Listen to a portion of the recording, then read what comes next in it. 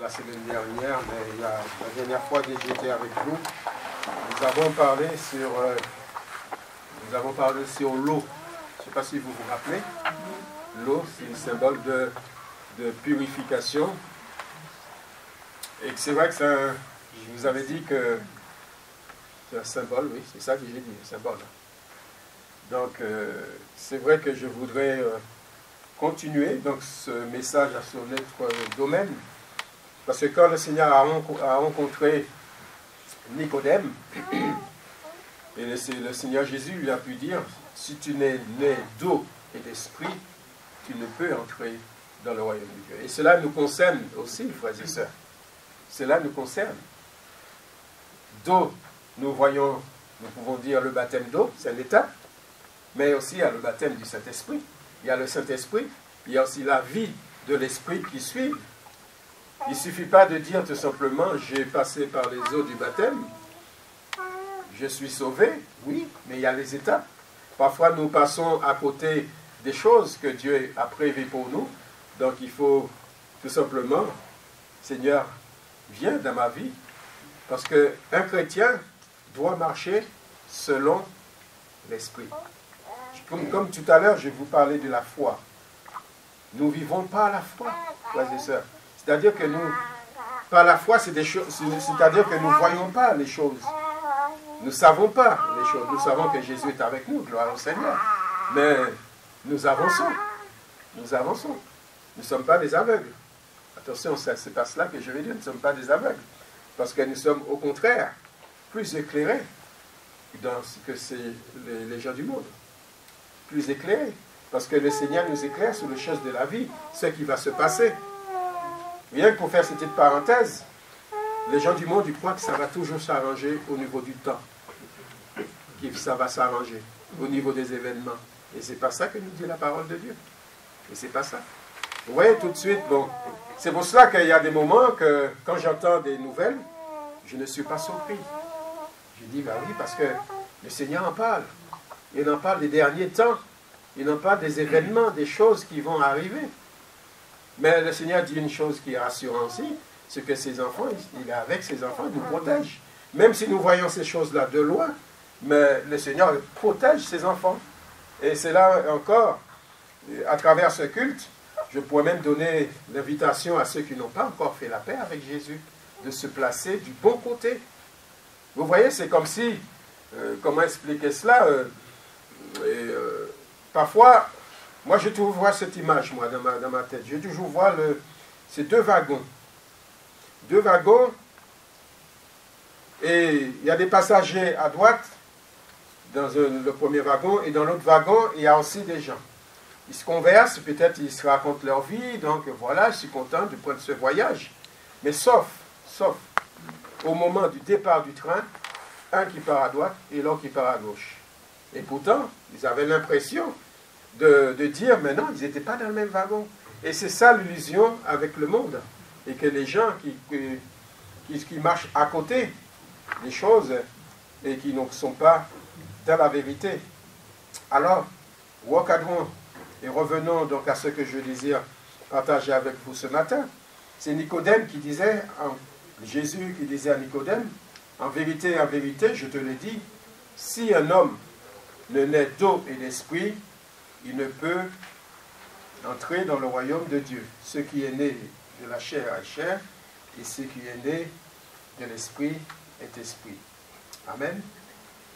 Donc, c'est vrai que Nicodème a entendu cette parole, comme tous les hommes de la loi de cette époque, qui, c'est vrai qu'ils mettaient peut-être en pratique, je dirais, de ceux qui faisaient la forme, mais pas de l'intérieur. C'est-à-dire qu'ils ne comprenaient pas vraiment ce que Jésus pouvait dire. Ils connaissaient la loi, peut-être de Moïse, oui. Mais Nicodème, lui, ne comprenait pas exactement ce que le Seigneur voulait dire. Il faut qu'un homme naisse de nouveau. D'ailleurs, lui-même, il croyait qu'il fallait renaître dans le ventre de sa mère. Donc, vous voyez un peu cela. Donc, le geste et la signification du baptême d'eau, c'est simple, ce que je vais vous dire, mais le baptême d'eau, c'est plonger dans l'eau. Le baptême d'eau, c'est plonger de l'eau. C'est un symbole de purification qui veut dire tout simplement mourir au péché. Et quand on ressort de l'eau, revivre à la vie de Dieu, de l'Esprit. Donc revivre une vie d'en haut. Donc tous le péché, quand nous prenons tout ça est effacé. Le vieil homme, il est dans l'eau, il meurt. Ça fait référence à la résurrection de Jésus. Il renaît et nous revivons à la vie de Dieu. Nous revivons à la vie de l'Esprit de Dieu. Cet acte relate la mort de Jésus à la croix, frères et sœurs. Son sang, c'est vrai, son sang qui lave nos péchés, nous le connaissons, nous le savons. Et à travers sa résurrection, nous naissons aussi, à travers sa résurrection, à la vie de Dieu et de l'esprit nouveau. De l'esprit nouveau. Et la vraie définition de la nouvelle naissance, quand la Bible en parle, c'est de passer de la mort, le péché, à la vie. Donc à la vie avec Jésus comme Sauveur et Seigneur. Amen. Si un homme ne naît d'eau et d'esprit, il ne peut entrer dans le royaume de Dieu. C'est important. Et cette parole est salutaire. De passer par ces deux étapes, il ne peut entrer dans le royaume de Dieu. Donc c'est important, c'est salutaire. Donc ça laisse réflexion de s'appuyer sur ces mots. Ça laisse réflexion de Seigneur, aide-moi à comprendre ce que tu veux dire par là. Une étape que tous ceux qui veulent suivre Jésus, écoutez-moi, et marcher avec lui, doivent suivre l'exemple de Jésus. À savoir, quel exemple que Jésus a démontré? Il a montré son baptême. Jésus a passé par les eaux du baptême. Et pourtant, Jésus, il est Dieu. Jésus n'avait pas de péché. Maintenant, il fallait qu'il passe pour le montrer. D'ailleurs, je veux vous inviter donc à lire avec moi, peut-être dans Matthieu chapitre 3. Lisons ensemble le baptême de Jésus. De Matthieu chapitre 3. Et nous lisons à partir du verset 13.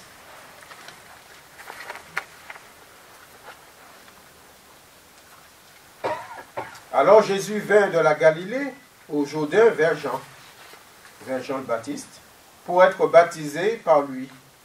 Mais Jean s'y opposait en disant, « C'est moi qui ai besoin d'être baptisé par toi, et tu viens à moi ?» Jésus lui répondit, « Laisse faire maintenant, car il est convenable que nous accomplissions ainsi tout ce qui est juste. » Et Jean ne lui résista plus. Dès que Jésus eut été baptisé, il sortit de l'eau, et voici les cieux s'ouvrirent, et il vit l'Esprit de Dieu descendre comme une colombe, et venir sur lui. Et voici une voix fit entendre des cieux ces paroles. Celui-ci est mon Fils bien-aimé, en qui j'ai mis toute mon affection. Amen. Amen. C'est vrai, Jésus, il a montré l'exemple. Il a montré l'exemple.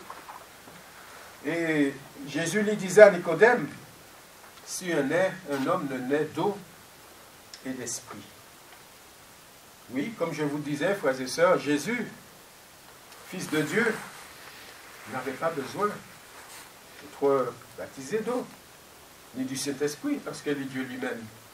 C'est Jésus qui baptise du Saint-Esprit. Il était parfait, sans péché. Et c'est vrai que même Jean le Baptiste, quand il voyait Jésus s'approcher, il lui a même dit, mais c'est moi qui ai besoin d'être baptisé par toi. Là, nous voyons le trait de caractère déjà de Jean le Baptiste, mais nous allons voir aussi le trait de caractère de Jésus. Et voilà la réponse de Jésus. Il est convenable que nous accomplissons ainsi tout ce qui est juste, c'est-à-dire la volonté de Dieu et le plan de Dieu qui devait s'accomplir à travers la venue de Jésus. Jésus avait ce plan. Il était déjà, comme je vous disais la dernière fois qu'on s'est vu, qu'on a parlé de tout cela. C'est comme Jésus savait dans le choix de ses disciples Il savait lequel qu'il allait le trahir. Et pourtant, Jésus l'a choisi. Il avait choisi. Dieu sait tout, Dieu connaît tout. Nous le disons. Donc, le plan de Dieu, il fallait qu'il aille jusqu'au bout. Frères et sœurs, il y a des choses qui nous dépassent. Il y a des choses que nous avons du mal à comprendre.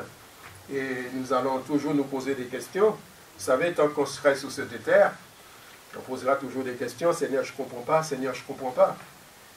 Il y a une parole qui dit, il y a un verset qui dit la parole de Dieu, c'est vrai, ces choses-là nous sera révélées.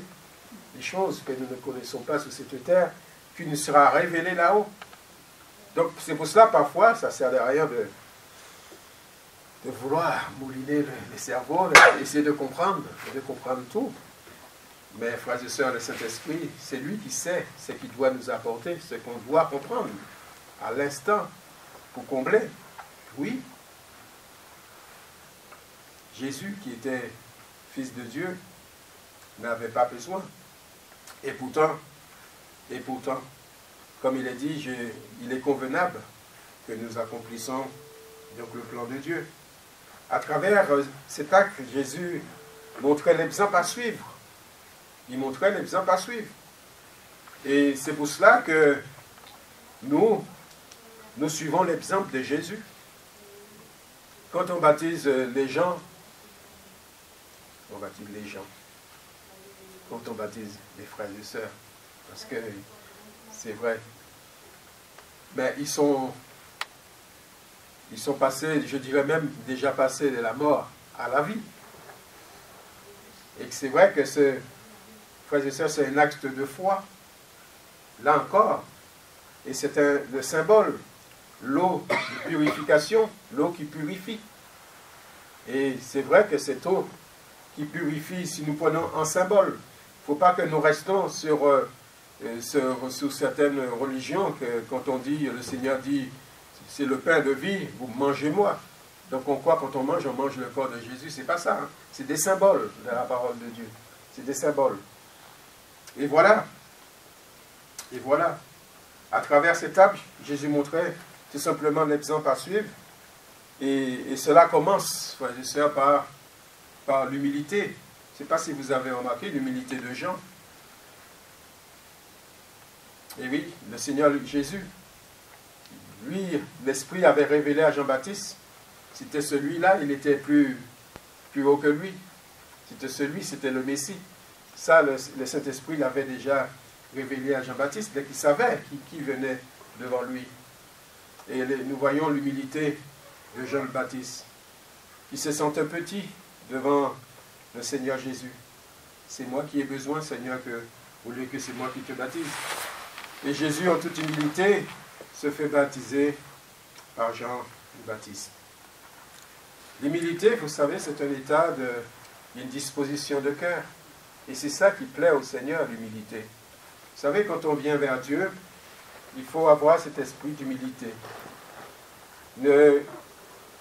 Enlever de nos cœurs tout cet esprit de vouloir savoir plus que Dieu. Nous n'en rendons pas compte, mais parfois, dans la façon de raisonner, nous pensons que non, nous ne savons rien, frères et sœurs. Sans Jésus, nous ne sommes rien, nous ne connaissons rien. Si le Seigneur ne veut pas révéler cela dans nos cœurs, vous savez, le Seigneur fait ce qu'il veut. Et l'état d'humilité, c'est important, c'est ce que Dieu attend de l'enfant de Dieu. Un cœur humble. Un cœur humble. Et nous avons, c'est vrai que Jésus l'a démontré, l'a montré. Quand il a vécu sur cette terre, il a montré à ses disciples, à tous ceux qui le suivaient, cette humilité. Il était serviteur les uns des autres, comme il disait. Et là, nous voyons quand le Seigneur s'approchait de Jérusalem, et il est dit, il était humble et monté sur un âne, le petit d'Ananès. Et dans Matthieu 11, 29, Jésus lui-même, il dit, prenez mon joug sur vous. Il est dit, car je suis doux et humble de cœur. Et c'est vrai que, même dans cette référence de Romains 12, verset 16, qui nous invite à avoir les mêmes sentiments, les uns vers les autres, les sentiments de Jésus, avoir ces mêmes sentiments en nous. Mais il est ajouté, mais laissez-vous attirer par ce qui est humble. Laissez-vous attirer par ce qui est humble. Ne soyez point sages à vos propres yeux. À vos propres yeux. Vous savez, parfois, nos yeux, de ressenti, nous jouent des tours. On se croit. On se croit quelqu'un. Et oui, et pourtant, on n'est rien. On n'est rien. Le baptême d'eau, c'est incontournable. Le baptême d'eau, c'est impératif dans le schéma à suivre. Et cela rejoint aux paroles de Jésus. Il faut qu'on croie, il faut qu'on enseigne le baptême. Parce que le Seigneur, lui, l'a enseigné. Il a montré même l'exemple. Et quand il dit dans Marc 16, verset 16, « Celui qui croira et qui sera baptisé, il sera sauvé. » Là, il y a des étapes à ne pas chanter, à ne pas passer dessus, mais tout simplement que nous puissions l'entendre. Mais celui qui ne croira pas sera condamné. Donc il faut être en capacité de croire, même pour le baptême. Pour le baptême, il faut croire. Et il faut en capacité de croire. C'est pour cela qu'un bébé ne peut pas croire. Un bébé ne peut pas croire. Donc un bébé ne peut pas, vous n'allez pas plonger votre bébé dans l'eau. Parce qu'il faut que le baptême, c'est ça, c'est plonger la tête. C'est l'immersion, caractère total. Donc il est dans cet état, le bébé, il est dans l'état d'ignorance et d'innocence. Nous n'allons pas demander à un bébé, oui, nous pouvons prier pour un bébé. Nous pouvons présenter le bébé à Dieu, au Seigneur, avec les parents.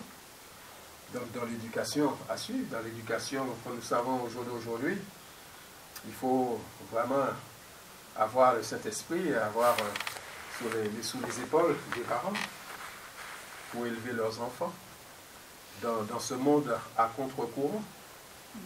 Et oui, c'est pas facile, frères et sœurs, d'élever des enfants maintenant. C'est pas la faute des enfants, mais parfois c'est pas la faute des parents non plus. C'est vrai, notre monde, tout ce qui nous montre, qui suit véhicule, parfois c'est pas si simple. Celui ou celle qui prend cette décision de s'engager dans les eaux du baptême, dans cette décision vient de lui, déjà premièrement, comme dans un premier temps, ou d'elle, celui ou elle. Mais il y a même quand même une validation. Et la validation dans les églises, il peut y avoir une validation qui prouve la validation du serviteur de Dieu, bien sûr, ou de l'église. Ou de l'église. Parce que l'église, quand il dit l'église, c'est les frères et sœurs. Ils ont l'œil, ils ont le Seigneur Jésus qui vit en eux. Ils ont le Saint-Esprit. Ils voient des choses. Et l'église, c'est vrai, l'église a son mot à dire dans tout cela. Et c'est l'église qui va accompagner justement cette âme, avec l'aide du Saint-Esprit, cette âme qui veut s'approcher de Dieu, qui veut passer par les eaux du baptême. Et voilà, comme le Seigneur, dans la parole qui parle aussi de le fruit de la conversion. Donc, vous savez que le Saint-Esprit ne trompe pas. On ne peut pas tromper le Saint-Esprit. Vous savez, il y a les hommes, on peut se tromper, un homme peut tromper un autre homme, mais nous ne pouvons pas tromper le Saint-Esprit. Il nous a dit, dès que Jésus était baptisé, il sortit de l'eau. Donc il était entré de l'eau. S'il sortit. Et voici les cieux s'ouvrir. Et il vit l'Esprit de Dieu descendre comme une colombe et venir sur lui. La forme. On ne peut pas dire que c'est là qu'il monte encore, le Saint-Esprit. Il descend sur Jésus comme une forme de colombe. Une colombe, vous savez c'est que c'est une colombe? Bon, je ne vais pas vous l'expliquer, une colombe. Et pourtant, une colombe, c'est sa simplicité. On pourrait le qualifier d'innocence. La colombe, clairvoyance. La parole de Dieu en parle de la colombe. Et oui, frères et sœurs. Donc, le Saint-Esprit, nous savons qu'il vient d'en haut, qui descend. Le Saint-Esprit vient d'en haut. C'est Jésus qui baptise du Saint-Esprit. C'est Jésus qui baptise. Ce n'est pas un homme qui baptise du Saint-Esprit. Et c'est lui qui prend, c'est le Saint-Esprit qui prend ce qui est à Jésus pour nous les communiquer. Amen. C'est lui qui prend ce qui est à Jésus pour nous les communiquer. C'est pourquoi c'est important que nos moments, nos rassemblements soient dirigés par le Saint-Esprit. Si le Saint-Esprit n'est pas là, je prends mon sac et je m'en vais. Parce que rien ne va se passer. Et nos rassemblements, et oui, c'est le Saint-Esprit, c'est Dieu. Si le Seigneur n'est pas là, qu'est-ce qu'on fait là? C'est le Saint-Esprit qui dirait, c'est pour cela, c'est bien, frères et sœurs, dans nos moments de rassemblement, ces moments de prière que nous faisons avant, et même chez nous, même avant de prions, que préparons ce culte, Seigneur bénisse ce culte, Seigneur dirige ces moments, même à travers la parole, même à travers les chants des cantiques, même à travers la louange, la prière. Seigneur, sois là, guide-nous, montre-nous. Et quand le Saint-Esprit est là, et c'est lui qui dirige, c'est lui qui conduit, c'est pas nous. C'est pour cela que dans ma prière, je prie toujours dans ce sens-là, que je sois effacé. C'est vrai, avec mes petits vocabulaires antillais, qui a du mal à mettre les mots correctement, ça c'est ok. Ça c'est notre faiblesse. Ça c'est notre faiblesse humaine, mais je laisse la place au Saint-Esprit. C'est lui qui communique. C'est lui qui communique, c'est pas moi. Même une parole qui est mal dite, mais une parole il va la transformer dans le cœur. C'est pas l'importance pour Dieu, c'est ça, c'est le cœur.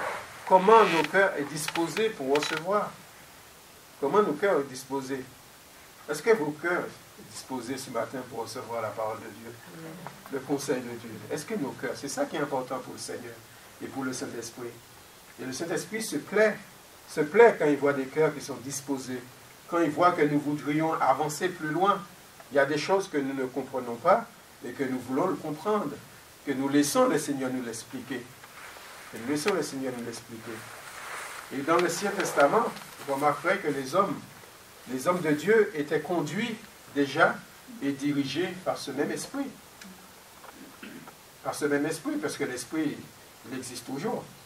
Il était là même avant la fondation. L'esprit de Dieu. Il se mouvait. Nous pouvons lire et conduit par l'esprit de Dieu. Et quand nous voyons dans ces hommes de Dieu qui étaient conduits par l'esprit de Dieu, par le Saint-Esprit. Bon, je sais qu'il y a le Saint-Esprit, il y a l'esprit qui est saint, mais il y a aussi l'esprit qui n'est pas saint. Bon, on ne va pas en parler de cela. Il y a aussi le mauvais esprit. Hein. Ça, il ne faut pas l'oublier. Mais là, nous parlons du Saint-Esprit. Le Saint-Esprit de Dieu, ce que Dieu communique, ce que Dieu met dans le cœur de ses enfants. Amen. Donc, qu'est-ce que peut faire l'Esprit? Et comment il agit? Là, nous voyons que le Saint-Esprit, il était sur Jésus. Parce que quand Jésus est venu, il lui-même le dit, l'Esprit du Seigneur, l'Éternel, est sur moi. Il est sur moi. Car l'Éternel m'a oint, c'est-à-dire il l'a consacré pour porter de bonnes nouvelles aux malheureux. Il m'a envoyé pour guérir ceux qui ont un cœur brisé, pour proclamer aux captifs la liberté, aux prisonniers la délivrance. La délivrance. Ceux qui sont prisonniers des autres esprits que je parlais, les esprits du malin cette fois-ci. Le Seigneur, lui, il est venu tout simplement pour délivrer ces personnes-là. Vous savez que il y en a beaucoup de personnes qui ne croient pas aux œuvres du diable. Qui ne croient pas, ils ne veulent pas y croire. Et pourtant, ça existe. Ça existe. Vous savez, il y a des gens qui sont possédés. Il peut exister des gens qui sont possédés. Vous savez, même si vous donnez des médicaments, vous l'avez chez le médecin, c'est pas ça qui va les libérer. Et oui. Il faut qu'il y ait l'autre puissance, mais cette fois-ci le Saint-Esprit, qui peut le chasser, qui peut le libérer, qui peut libérer une personne. Donc vous voyez le Saint-Esprit. Le Saint-Esprit, comme dit le Seigneur, il était sur Jésus. Et Jésus il était consacré pour ce service, pour ce ministère, d'apporter ces bonnes nouvelles aux malheureux, comme il dit. Le Saint-Esprit, il peut aussi parler à notre place. J'espère que c'est le Saint-Esprit qui parle à travers moi. Et oui, j'ai ma part charnelle, l'intellect, peut-être qu'il ne vaut pas grand-chose, mais bon, qui parle quand même, nous avons besoin de parler. Mais c'est le Saint-Esprit, frères et sœurs, Et oui, le Saint-Esprit parle à nos places. Et comme dans 2 Samuel, chapitre 22, il est dit, l'Esprit de l'Éternel parle par moi. et sa parole est sur ma langue. Et oui, la parole est sur ma langue. Tout ce que le Saint-Esprit peut faire. Le Saint-Esprit peut pousser, il peut motiver, il peut conduire. Et c'est vrai que, comme il l'a dit, il est dans la parole de Dieu, il vient au temple poussé par le Saint-Esprit. Et oui, nous pouvons venir à l'église, dans ce lieu, en vie, poussé par le Saint-Esprit. Aujourd'hui, il faut que j'y aille. Il faut que j'y aille. Pourquoi? Nous ne savons pas, mais nous sommes poussés à venir. Parce que le Saint-Esprit, le Seigneur sait. Le Seigneur sait. Ça vous a jamais arrivé? Diriger, le Seigneur vous dirige, vous conduit à un endroit bien particulier. Bien oui, poussé par le Saint-Esprit. Ça, c'est vrai qu'il faut que nous acceptions. Il faut que nous acceptions toutes ces étapes. Les étapes de la vie de l'Esprit. C'est vrai, il y a le baptême d'eau, mais ça n'arrête pas que là. Il y a le baptême du Saint-Esprit, les dons qui vont avec, mais ça n'arrête pas là. Le Seigneur nous dit, la parole de Dieu nous dit, marchez maintenant dans l'Esprit. C'est-à-dire, avançons dans l'Esprit, vivons dans l'Esprit. Et oui. C'est vrai, quand nous allons marcher dans cette dimension, c'est vrai que la parole de Dieu nous dit, tout ce qui est de la chair, ça va diminuer. Et oui, il faut qu'il croisse, et que moi, je diminue. C'est-à-dire que l'Esprit du Seigneur, la vie de l'Esprit, que nous avançons, frères et sœurs. Et n'oublions pas, naître d'eau et d'esprit, celui qui n'a pas n'atteint pas ces étapes, ne pourra pas entrer dans le royaume de Dieu. Nous l'avons lu ensemble. Oui, nous l'avons lu ensemble. Donc c'est important de s'arrêter et d'en parler. C'est vrai que le Saint-Esprit et le chrétien, c'est quoi? C'est quoi le Saint-Esprit et le chrétien? L'Esprit, nous le laissons dans la parole de Dieu, dans Jean 14, verset 17, l'Esprit de vérité que le monde ne peut recevoir, parce qu'il ne le voit point et ne le connaît point, mais vous le connaissez, car il demeure avec vous, et en plus, il sera en vous. Amen. Le Saint-Esprit est avec nous. Le Saint-Esprit est en nous. Comme il est dit, en lui, vous êtes aussi édifiés pour être une habitation de Dieu en esprit. Amen. Nous sommes une habitation de Dieu en esprit. C'est vrai qu'on parle du consolateur. Le consolateur, l'esprit de vérité, il est ajouté, il vous conduira dans toute la vérité. Et c'est le Saint-Esprit qui nous éclaire, frères et sœurs. C'est le Saint-Esprit qui nous conduit. C'est lui qui nous parle. C'est lui que, c'est vrai qu'il me dit, mais il dira tout ce qu'il aura entendu et il vous l'annoncera les choses à venir. C'est pour cela que je vous disais, nous ne sommes pas aveugles spirituellement, parce que c'est le Saint-Esprit qui nous annonce les choses à venir. Est-ce que vous le croyez? Amen. Amen. Ben oui. C'est pour cela que cette comparaison, nous ne voulons pas le montrer, gonfler notre poitrine, de dire, moi je sais ce qui va se passer. Toi tu ne sais pas. Non. Le chrétien, c'est celui qui n'est pas aveugle, il a la lumière, Seigneur en lui. Nous avons la lumière et nous voyons les choses que le monde ne peut pas le voir. Par contre, une chose que nous pouvons faire, c'est prier. Que Dieu sauve. Que Dieu sauve des âmes avant que toutes ces choses-là arrivent, frères et sœurs. Parce que dans toutes les âmes qui sont perdues, il y a aussi nos familles, il y a aussi nos enfants, il y a aussi nos conjoints, tout ce que vous voulez, qui a besoin aussi d'être sauvés. Parce que le Seigneur est venu aussi pour eux. Amen. Et c'est vrai, le chrétien, nous n'allons pas nous satisfaire de dire « je suis sauvé, je suis bien ». Oui, mais nous sommes dans le combat, nous restons dans le combat de prier pour les nôtres, de prier pour ceux qui se perdent, de prier pour ceux qui ne connaissent pas la vérité. Le Seigneur nous montre des choses, il nous révèle des choses, mais les gens ne vont pas comprendre si nous ne l'amenons pas dans les étape par étape. Nous le faisons gravir la marche par marche. N'essayons pas de faire avancer les gens comme dans un escalier, de faire partir du bas de l'escalier jusqu'à là-haut. Non, il faut qu'ils montent marche par marche. C'est ça la vie chrétienne, c'est d'avancer étape par étape. Et il vous conduira dans toute la vérité. c'est vrai, le Saint-Esprit vient dans nos cœurs. Et la vie de Dieu est en nous. Nous sommes l'habitation de Dieu en esprit. Donc, il prend la direction de nos vies. Maintenant que le Saint-Esprit et l'Esprit de Dieu est là, c'est lui qui prend la direction de nos vies. Conduire par l'Esprit. Marcher selon l'Esprit. Amen. En effet, ceux qui vivent, la parole de Dieu ajoute, ceux qui vivent selon la chair s'affectionnent aux choses de la chair, tandis que ceux qui vivent selon l'Esprit s'affectionnent aux choses de l'Esprit. Gloire au Seigneur. Et c'est vrai, frères et sœurs, que nous demandons au Seigneur de nous y aider. Par l'affection de la chair, nous le savons, c'est la mort. C'est la mort. Parce que la chair, comme si je reviens, c'est que le baptême, d'eau, purification, la chair, c'est comme si qu'il est mort dans le baptême. Et quand nous sortons, la résurrection de Jésus, nous avons cette nouvelle vie. Et oui. Donc la chair, parfois, qui revient. Et cette chair-là, la parole de Dieu nous dit que là, tant que nous serons de cette chair, il sera toujours une lutte, toujours un combat. Parce que la chair, il a des désirs qui est contraire à celle de l'esprit. Et oui, ils ne peuvent pas se cohabiter ensemble. Et pourtant, la chair, il est là. Hein. Et oui, mes émotions, mes sentiments,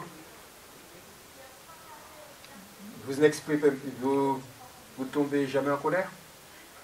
Non? Non? Ah ben oui, la colère existe. Pourtant, un enfant de Dieu, il peut être en colère. Et pourtant, la parole de Dieu dit qu'il soit lent à la colère.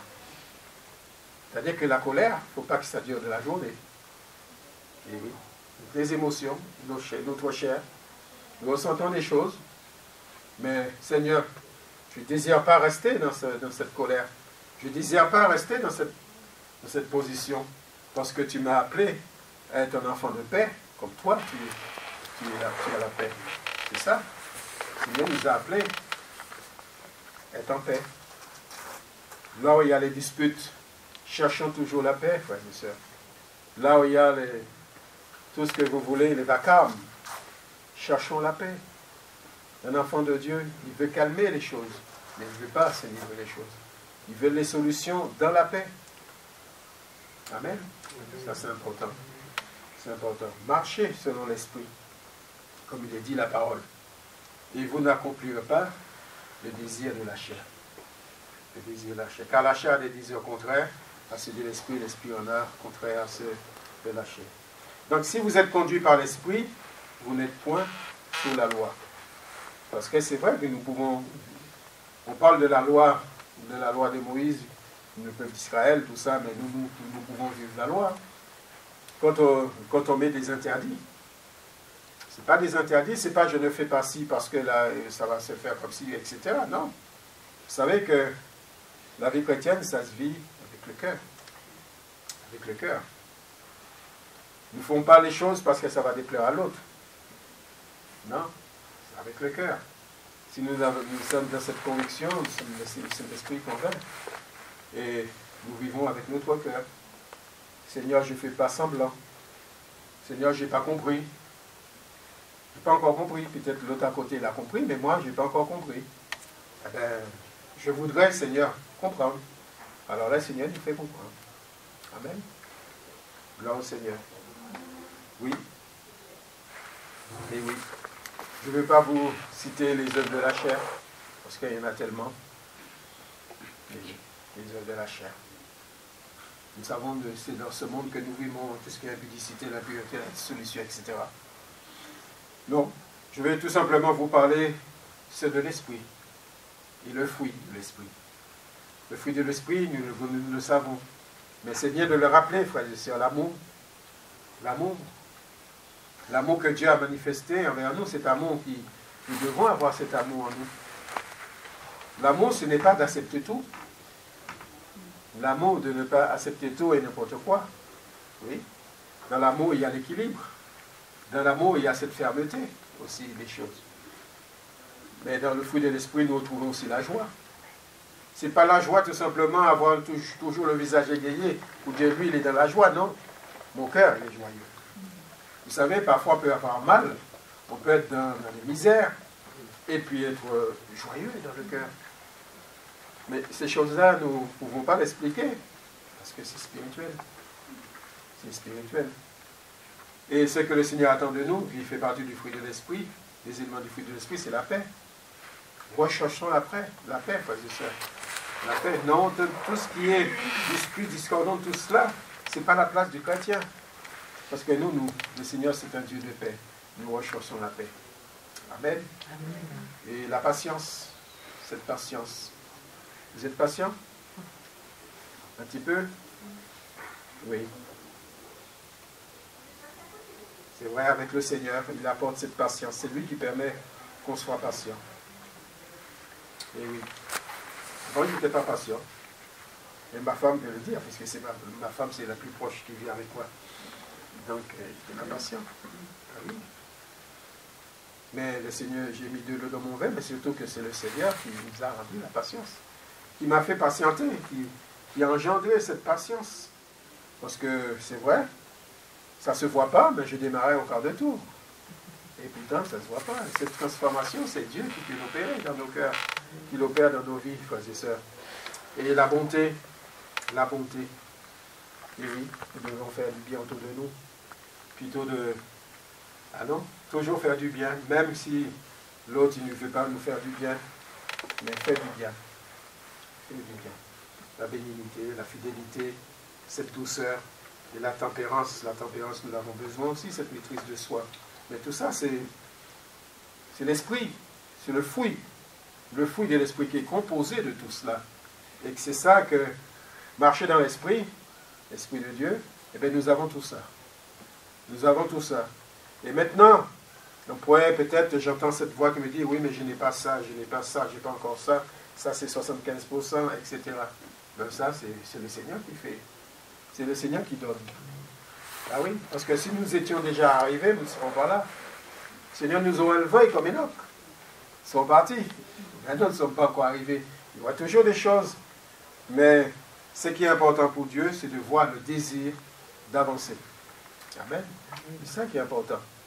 Nous sommes à degrés différents, avancements différents. Devant Dieu, il n'y a pas de celui-là le premier, celui-là le deuxième. Non, nous avançons tous pareil, sauf qu'il y a des choses que nous assimilons plus que d'autres. Mais le résultat et le but, c'est d'arriver toujours au même endroit. Amen. Que Dieu nous aide, frères et sœurs, que Dieu nous bénisse à travers ces quelques paroles. Prendre le baptême d'eau, être baptisé dans le Saint-Esprit pour avoir les dons de l'Esprit, c'est bien, mais cela ne s'arrête pas là. L'eau, dans le symbole de purification, nous l'avons parlé à travers le baptême d'eau, qui a toute sa signification du vieil homme. Ça, il faut qu'on le... Le vieil homme qui est la chair, qui meurt. Le péché qui meurt dans l'eau. C'est un symbole. Et la nouvelle vie avec Jésus, la vie de l'Esprit, c'est quand Jésus ressuscite, eh bien, nous ressuscitons avec lui. Et nous avons ressuscité avec lui. Et nous marchons avec lui. C'est la nouvelle vie. Passer de la mort à la vie. C'est la définition de ce que le Seigneur attend de chacun de nous. Donc l'âme est passée de la mort à la vie de Dieu et de l'Esprit. Donc en toute humilité, et je parle pour moi, reconnaissons nos faiblesses et laissons le Seigneur agir, frères et sœurs. Changer ce qui a besoin d'être changé et entrons dans cette vie en se laissant guider par le Saint-Esprit. Amen. Voilà ce que je vais à vous dire ce matin, c'est que le Saint-Esprit, le Seigneur avait partagé dans ma vie, dans mon cœur, que j'ai pu partager avec vous. Maintenant que c'est le Saint-Esprit qui fait le reste, qui a fait le reste, et surtout nous, la disposition du cœur qui est important. Comment vous l'avez accueillir cette parole? Si vous voulez progresser avec le Seigneur, si vous voulez le connaître, alors vous allez accepter la parole. Et pas ma parole, pas la parole de Jean-Claude, c'est la parole de Dieu. Parce que c'est la parole de Dieu qui est importante. C'est pas Si vous m'écoutez, si vous avez dit sur les paroles de Jean-Claude, vous allez relever qu'il a mal dit, des fautes, de tout ce que vous voulez. Mais le Saint-Esprit, ce qui est entré dans vos cœurs, là, ça a fait le cœur abattu un petit peu plus fort. C'est ça, cette parole qu'il faut l'accepter maintenant. Que Dieu vous bénisse. Oui, Seigneur.